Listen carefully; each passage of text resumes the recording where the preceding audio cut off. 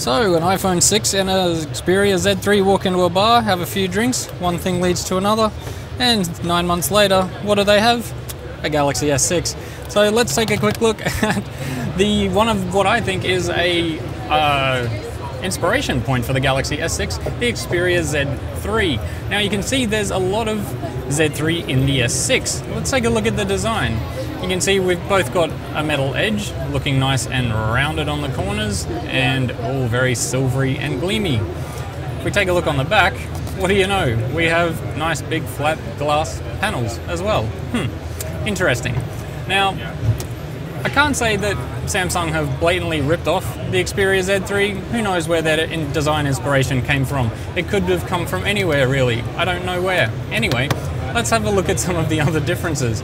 Let's put these two side by side. You can see on the sides here we've got a whole bunch of waterproof flaps on the Z3, as well as our docking station charging there. On the side we have our dedicated shutter button and some more slots, SIM card trays, and so on, dedicated camera button as well. And up front, let's just get back to basics. Up front, of course, you can see Sony have still got their fairly cluttered interface. There's all kinds of stuff going on here that doesn't necessarily need to be on your home screen, whereas Samsung has really tried to clean up TouchWiz for the latest flagship, and I have to say we're pretty happy that they did. If I can open the app drawer, there we go. So you can take a look at the differences in styling there. I have to say, I still think Sony needs to update its interface, and I'm really glad that Samsung has finally got around to it. The design overhaul that I think was started way back in the S5 has now been completed in the S6, and everything looks quite nice. There's a lot of material design, lots of flatness going on, and some fairly decent color options. Relatively simple palettes, and everything's nice and neat and clean.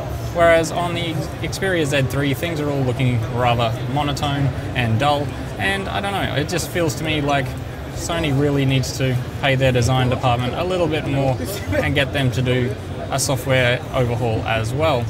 Now, there's obviously quite a lot of differences in terms of software. I won't bore you with those, but check out the description below for a full description, a full comparison between the Galaxy S6 and the Z3. But the basics, of course, we have a 5.1-inch Quad HD display with 577 pixels per inch on the Galaxy S6, whereas we have a 5.2-inch Full HD display on the Z3, much less pixel density, but both are rocking the same amount of RAM. Both have similar, well, actually, no, not very similar internal storage or micro SD options. We have a micro SD card slot on the Z3. We don't have one on the S6. We don't have a removable battery on either, but on the Z3 it's much bigger, 3100 milliamp hours compared to 2550 on the S6. Now let me bring up some multitasking. Obviously some differences there as well. The cameras on the back are one of the other big differences. We have a 16 megapixel OIS camera on the S6 and a 20.7